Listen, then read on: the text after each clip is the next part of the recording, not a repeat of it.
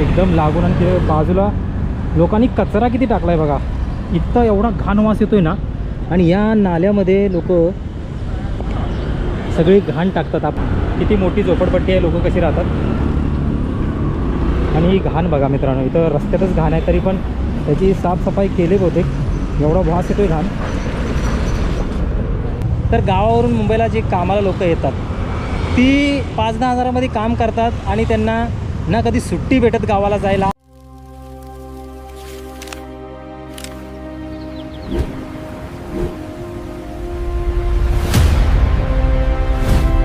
तर नमस्कार, मी विकास आणि स्वागत आहे तुमचं आणखी एका इंटरेस्टिंग व्हिडिओमध्ये. तर मित्रांनो, आज आलो आहे पुन्हा एकदा आपण माहीमला. आणि आज पुन्हा एकदा तुम्हाला दाखवणार आहे माहीमची झोपडपट्टी, म्हणजेच माहीमचा स्लम एरिया. तर मित्रांनो, आपण आज जाणार आहे दुसऱ्या एरियामध्ये. तर आज आपण दुसरा एरिया एक्सप्लोअर करणार आहे. समोरच बघा माहीम स्टेशन आहे.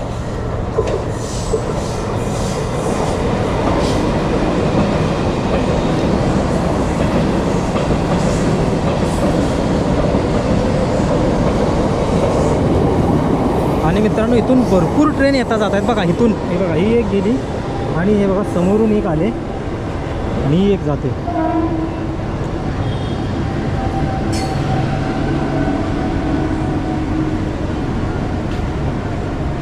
माहीमपासून स्लम एरिया हा सुरू होतो. कमीत कमी 10 किलोमीटर अंतरावर हा स्लम एरिया आहे. आणि या स्लम एरियामध्ये 20 लाख लोक राहतात. 20 लाख लोक, 10 किलोमीटर अंतरामध्ये 20 लाख लोक. तुम्ही विचार करू शकता की 20 लाख लोक म्हणजे किती लोक झाली. तर आपल्यासमोर जरी 100-200 लोक असली तरी पण आपल्याला किती वाटतात लोक.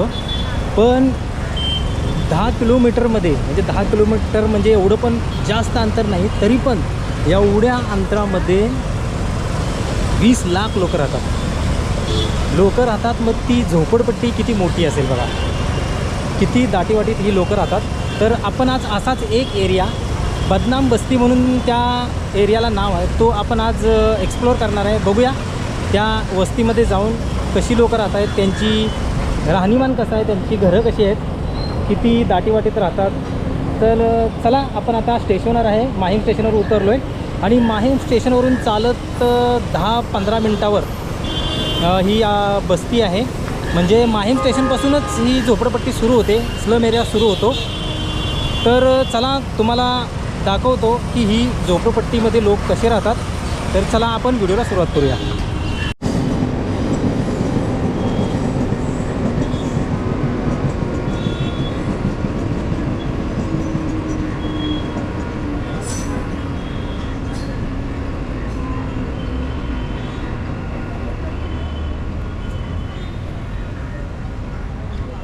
स्टेशनच्या बाजूलाच तुम्ही बघू शकता की कशी घरं आहेत आणि किती घाण हा एरिया आहे. आणि या एवढ्या घाणीमध्ये ही लोक राहतात. तर स्टेशनच्या बाजूलाच तुम्हाला दाखवतो किती घाण आहे. तर बघा,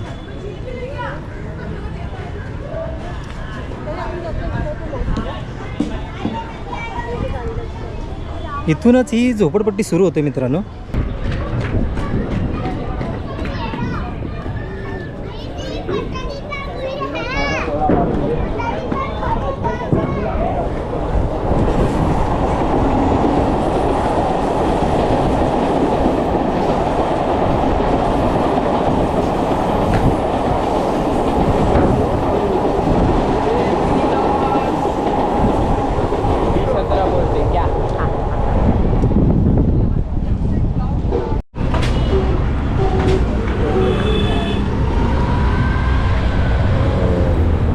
तर मित्रांनो, आज मी तुम्हाला दाखवणार आहे मुंबईची एक दुसरी बाजू. मुंबईमध्ये मोठी लोक पण आहेत, गरीब लोक पण आहेत, बिल्डिंग्स पण आहेत आणि झोपडपट्टी पण आहेत. तर तुम्हाला बाजूलाच दाखवतो किती मोठं गटर आहे बघा.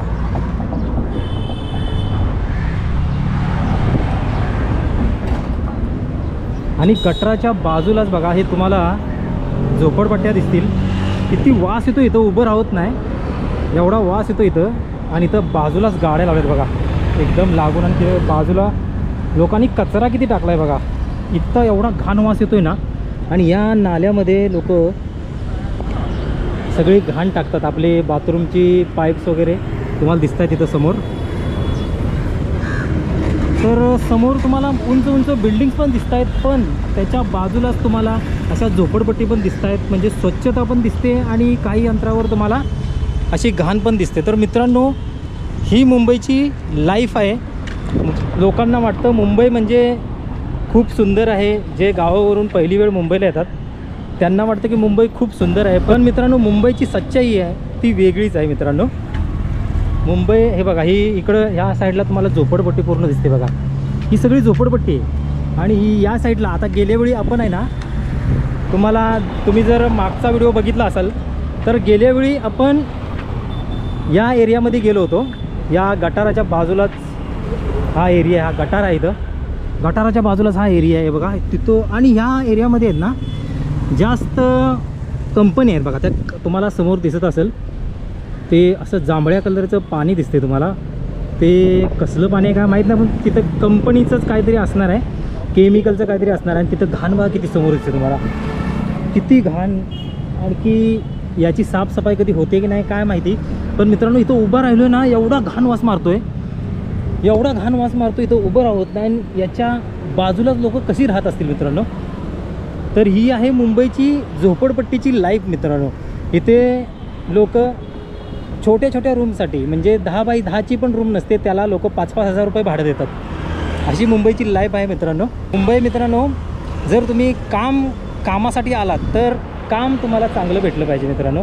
नाहीतर 10-15 हजारमध्ये तुम्ही जर काम करत असाल ना मुंबईमध्ये, तर मुंबईमध्ये राहून उपयोग नाही मित्रांनो. 10-15 हजारवाल्यांसाठी मुंबई नाही आहे. मुंबई जर 10-15 हजार तुम्हाला जर पगार असेल ना, तर तुम्ही गावालाच राहा. गावाला राहून तुम्ही एखादा बिझनेस करा, छोटा मोठा बिझनेस, त्यामध्ये तुम्हाला 10-15 हजार भेटतील आणि तुम्ही तुमच्या फॅमिलीसोबत राहाल. पण मुंबईमध्ये जर 10-15 हजारमध्ये तुम्ही जर काम करायणार असाल ना, तर येऊ नका. तर गावावरून मुंबईला जे कामाला लोक येतात ती 5-10 हजारामध्ये काम करतात आणि त्यांना ना कधी सुट्टी भेटत गावाला जायला, फॅमिलीसोबत त्यांचा टाईम त्यांना स्पेंड करायला भेटत. आणि कमवतात काय, तर काहीच कमवत नाहीत. मग 10 वर्षात 5-10 वर्षानंतर पुन्हा ती गावाला जातात. म्हणजे 10 वर्षी फुकटच जातात त्यांची. आत्ताच घरी जा, गावाला जा, एक चांगलं मोठं गावाजवळचं मार्केट बघून तिथं चांगला बिझनेस करा. कारण की मुंबईमध्ये लाईफ आहे ना खूप बेकार लाईफ आहे. तर आता चला आपण तुम्हाला दाखवतो. आता इथं ह्या साईडला आपण समोर दिसते तुम्हाला ही झोपडपट्टी. तिथे आपण मागचा व्हिडिओ केला होता. तुम्ही जर व्हिडिओ बघितला नसेल तर व्हिडिओ एकदा जाऊन बघा. तर आता आपण जाणार आहे तिकडं समोर जाणार आहे. समोरच्या एरियाचं नाव मी इथं विचारलं होतं, तर ते बोलतात की त्या एरियाला बदनाम बस्ती असं बोलतात. तर बदनाम बस्ती का बोलतात ते माहीत नाही, आपण त्यांना विचारू तिथं जाऊन कोणाला तरी. तर आता आपण तिथल्या एरियामध्ये जाऊया, बघूया तिथे कशी झोपडपट्टी आहे, लोक कशी राहतात, लोकांचे रूम्स किती मोठे आहेत, काय आहे. तर मित्रांनो, आपल्याला समोरच एक चाळ दिसते. तर आपल्याला तिथं समोरच एक चाळ दिसते, त्या चाळीमध्ये आपण जाऊया, बघूया ती एरिया कसा आहे, किती मोठी झोपडपट्टी आहे, लोक कशी राहतात. आणि ही घाण बघा मित्रांनो, इथं रस्त्यातच घाण आहे, तरी पण त्याची साफसफाई केली होते. एवढा वास येतोय घाण बघा. इथं छोटी मोठी हॉटेल्स तुम्हाला दिसतील बघा.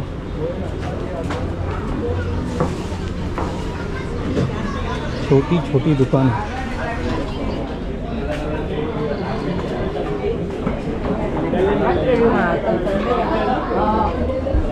काहीतरी चालले होते.